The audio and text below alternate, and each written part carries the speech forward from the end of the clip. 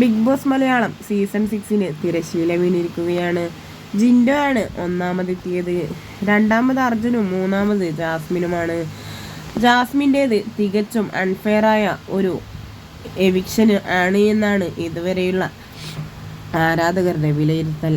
കാരണം ജാസ്മിനെ ഇഷ്ടമില്ലാത്ത പ്രേക്ഷകർ പോലും പറയുന്നത് ജാസ്മിൻ സെക്കൻഡ് അർഹിക്കുന്നുണ്ട് എന്നാണ്. ബിഗ് ബോസ് സീസൺ 6 നിലനിന്നത് തന്നെ ജാസ്മിൻ എന്ന ഒരു കണ്ടന്റ് കൊണ്ട് മാത്രമാണ്.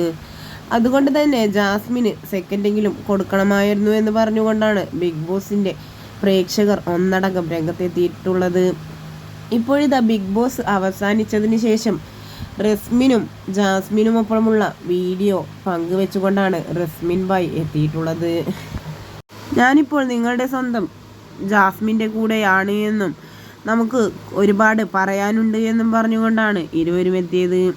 അതുകൊണ്ട് തന്നെ ഇരുവർക്കും ഇതിനെക്കുറിച്ചെല്ലാം എന്തൊക്കെയോ പറയാനുണ്ട് എന്ന് തന്നെയാണ് ഈ ഒരു സംസാരത്തിൽ നിന്നും വ്യക്തമാക്കുന്നത്.